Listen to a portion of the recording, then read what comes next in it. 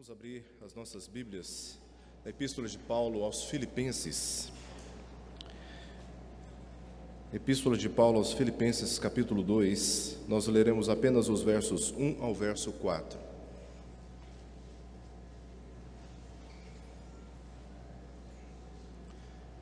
Filipenses, capítulo 2, verso 1 ao verso 4.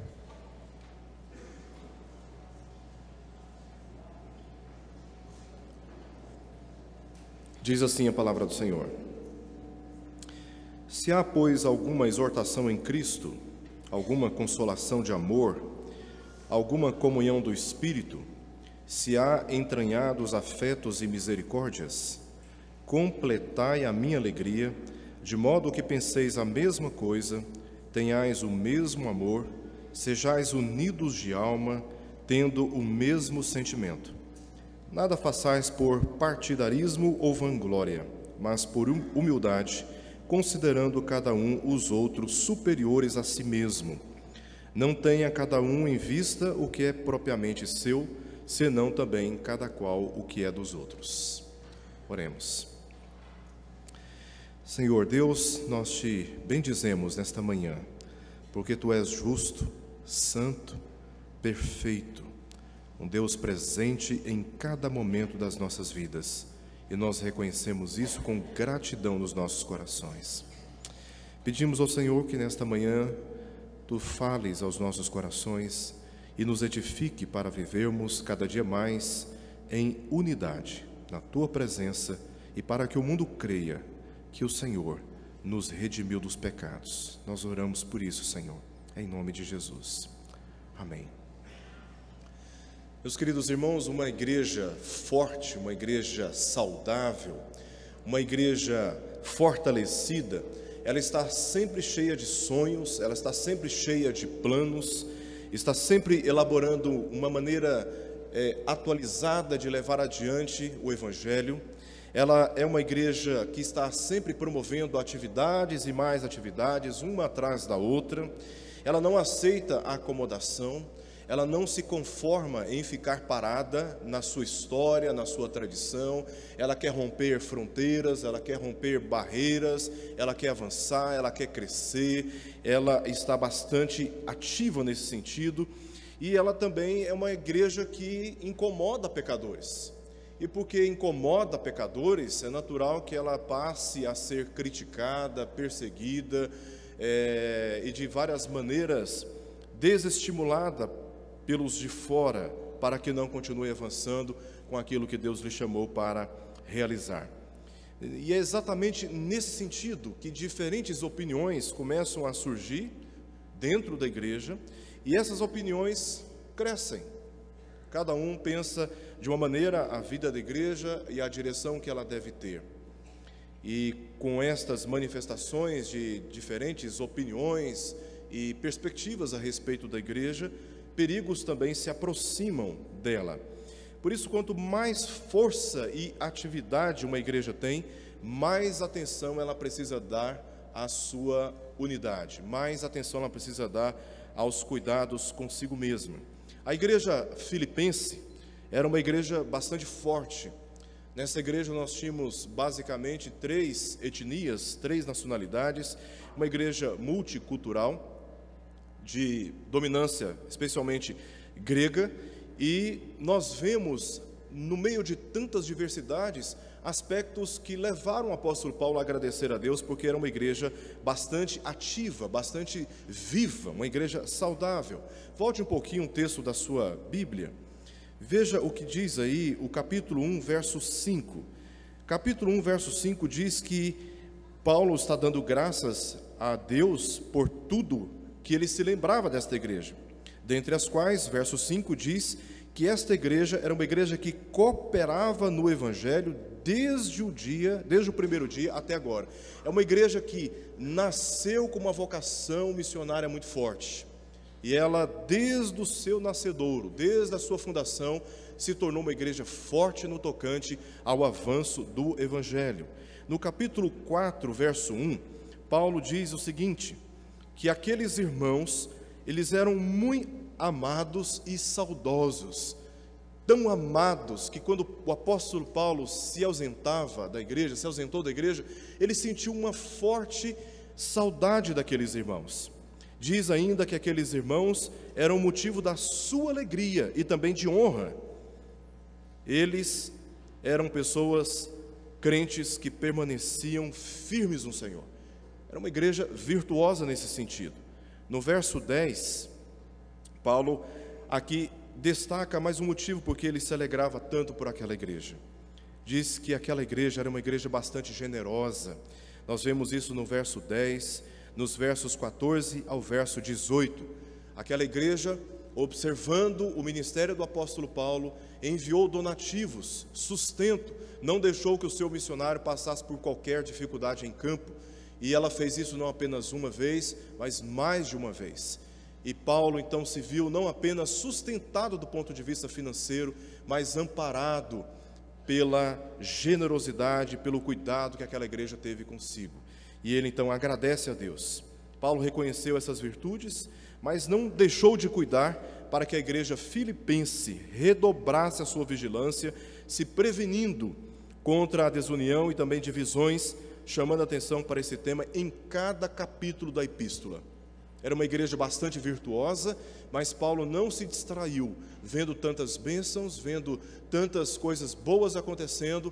O apóstolo Paulo cuidadosamente deu atenção aos perigos que aquela igreja estava correndo. Então, em cada capítulo, nós vemos Paulo tratando aqui um pouquinho sobre a questão da necessidade daquela igreja se cuidar no tocante à unidade. No capítulo 1, verso 27, ele diz: vivei acima de tudo por modo digno do evangelho, para que, indo ver-vos, ou estando ausente, ouça no tocante a vós outros, que estáis firmes. Aí, olha só as palavras de unidade que nós temos aqui: em um só espírito, como uma só alma, lutando juntos pela fé evangélica. No capítulo 2, do verso 1 ao verso 30, aqui, vemos Paulo, mais uma vez, tocando na necessidade daqueles irmãos terem o mesmo modo de pensar, ter o mesmo amor, unidos de alma e também tendo o mesmo sentimento. Mais adiante, Paulo vai dar basicamente 3 exemplos dessa unidade. Ele dá o exemplo primeiramente de Cristo, depois ele dá o exemplo de Timóteo e também de Epafrodito, mostrando como eles estavam unidos no propósito que Deus havia dado.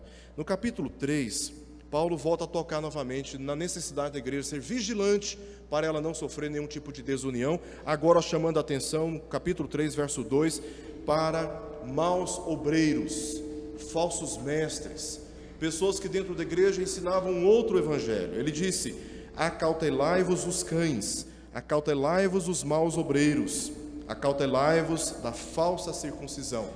A igreja missionária estava avançando na obra, levando o evangelho adiante com atenção muito grande para fora, e Paulo está dizendo: é necessário ter cuidado também com os perigos que se encontram dentro. E no capítulo 4 nós vemos, já no início, a partir do verso 2, Paulo recomendando que 2 irmãs, Evódia e Sintique, pensassem da mesma maneira. Havia uma discórdia doutrinária dentro da igreja, e essas irmãs, muito influentes, porque tinham sido inclusive cooperadoras no ministério do apóstolo Paulo, estavam ali criando uma forte tensão no ambiente da igreja, e toda a igreja estava sofrendo uma ansiedade por causa daquela discórdia entre aquelas 2 irmãs. Veja que o apóstolo Paulo, em cada capítulo, no meio de tantas virtudes que ele destaca, entre tantos motivos de alegria, ele não deixa de destacar a necessidade daquela igreja ser vigilante quanto à sua unidade.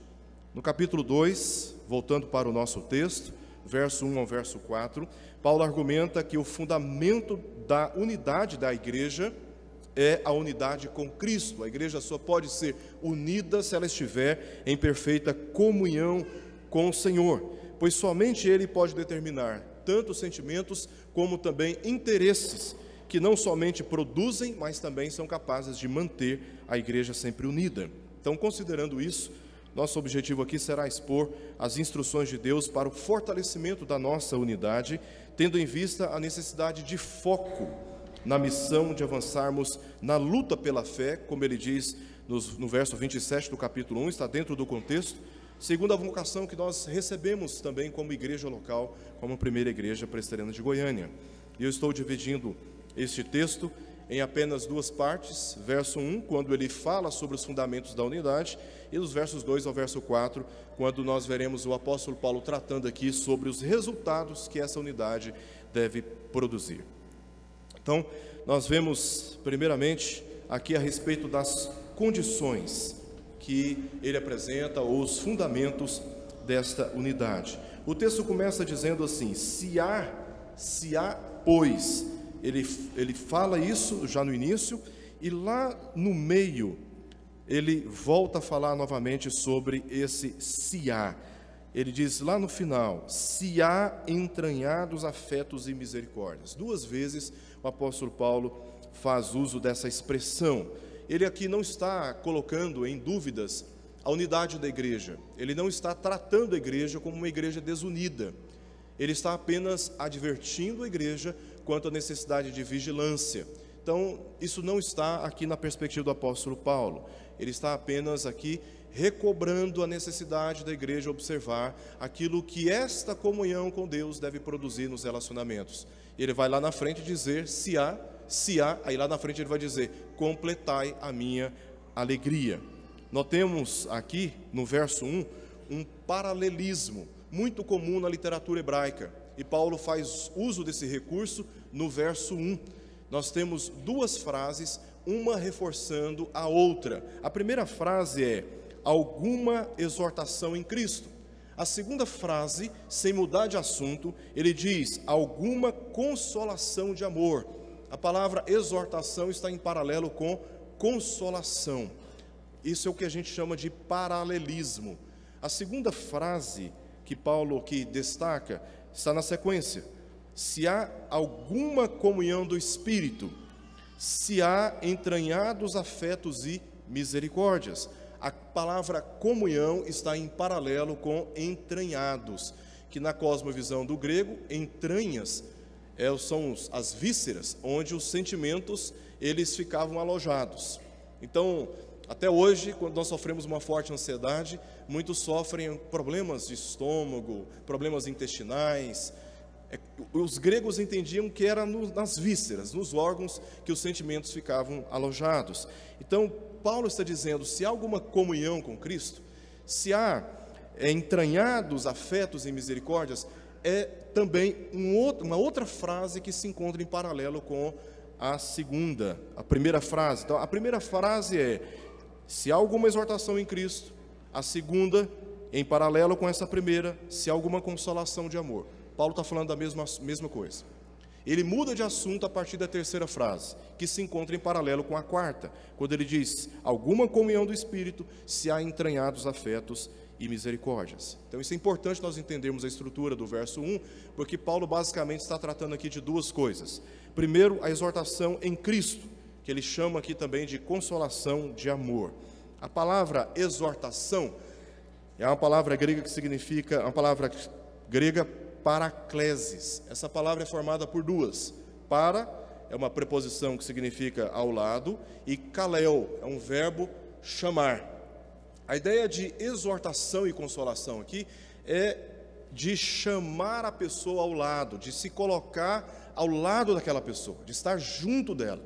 Parakaleo, chamar ao lado, se colocar junto. E Paulo atribui esse verbo a Cristo. Ele diz, essa palavra possui muitos significados nas Escrituras, mas aqui no nosso contexto, significa encorajamento, conforto, consolação, exortação e também fortalecimento. E Paulo coloca esse significado dentro do próprio Cristo. Ele diz: se há alguma exortação em Cristo, esta exortação ela está na pessoa de Jesus Cristo. Ele é a fonte desta exortação, ele é a fonte desse consolo, ele é a fonte deste fortalecimento. Paulo destacou o consolo como sendo o resultado do mútuo testemunho de Cristo. Então, se há uma exortação em Cristo, há naturalmente uma consolação de amor dentro da igreja. Cristo já havia sido assunto aos céus, e o apóstolo Paulo, que fundou a igreja de Filipenses, se encontrava preso nesta ocasião. Essa é uma das cartas da prisão. o apóstolo estava preso.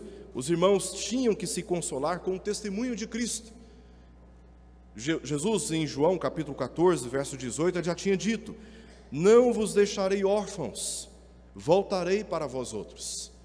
Cristo já tinha sido assunto aos céus, o apóstolo estava preso, então os irmãos tinham que se cuidar, tinham que se exortar, tinham que se consolar com amor uns aos outros. Segunda condição que o apóstolo Paulo dá aqui para os efeitos naturais da unidade, está ainda no verso 2, mas na terceira frase, que é a respeito da comunhão com o Espírito. Ele diz assim: alguma comunhão do Espírito, se há entranhados afetos e misericórdias. Quando uma pessoa confia em Jesus como seu Senhor, como seu Salvador, o Espírito Santo faz duas coisas na sua vida.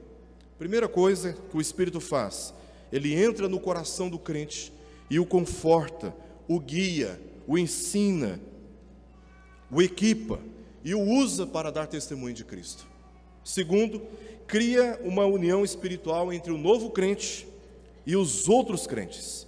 Une as suas vidas e eles se tornam um na vida e no propósito da igreja. Ele não apenas transforma o indivíduo, mas ele transforma as relações desse indivíduo, unindo a outros crentes também.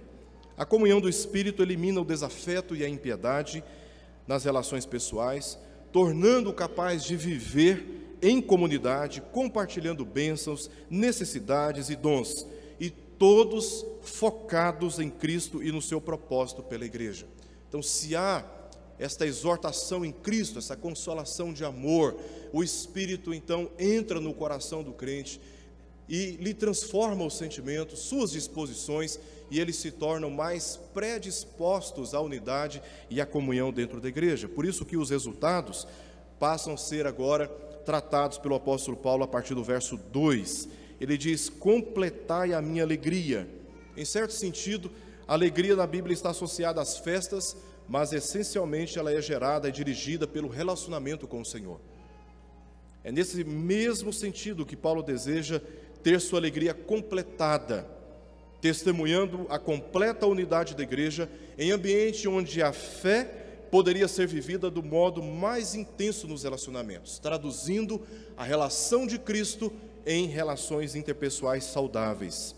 Os líderes e membros de uma igreja geralmente têm alegria em Cristo, mas ela só pode ser realizada se existir união entre eles. A alegria é sempre perturbada quando há críticas, insatisfação, resmungos, murmúrios, panelinhas, oposição e uma série de outras negativas. Em João capítulo 15, versos 10 e verso 11, Jesus havia dito o seguinte: se guardardes os meus mandamentos, permanecereis no meu amor, assim como também eu tenho guardado os mandamentos de meu Pai, e no seu amor permaneço. Tenho-vos dito estas coisas para que o meu gozo, a mesma palavra que aparece aqui em Filipenses, alegria, esteja em vós, e vosso gozo seja completo. Em tese, Jesus declara que a possibilidade de vivermos a alegria, o gozo, está condicionado à obediência a Deus, e é exatamente essa a perspectiva do apóstolo Paulo, que a igreja fosse unida para que a sua alegria fosse completada. Como essa alegria poderia ser preenchida? A resposta está no verso 2. A igreja necessitava de maior, primeiro, unidade de pensamento, de opinião. Ele diz: completai a minha alegria de modo que penseis a mesma coisa. Paulo está falando: olha, vocês precisam ter a mesma opinião. É como se você pudesse olhar pela fechadura de uma porta e tudo que você contemplasse do outro lado fosse exatamente aquilo que qualquer outra pessoa fosse contemplar. Ninguém vai enxergar outra coisa, ninguém vai ver outra coisa, porque a visão é a mesma. Pensem a mesma coisa.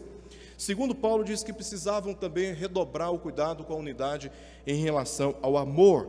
Tenhais o mesmo amor, a mesma medida de amor, o mesmo zelo, o mesmo cuidado, a mesma capacidade de se abnegar pelo bem do outro. Em terceiro lugar, unidade de sentimento, ou de propósito, ou de desígnio, ou de pensamento, no sentido de para onde vamos. Ele diz, sejais unidos de alma, e aí ele qualifica isso dizendo, tendo o mesmo sentimento. Tendo o mesmo sentimento.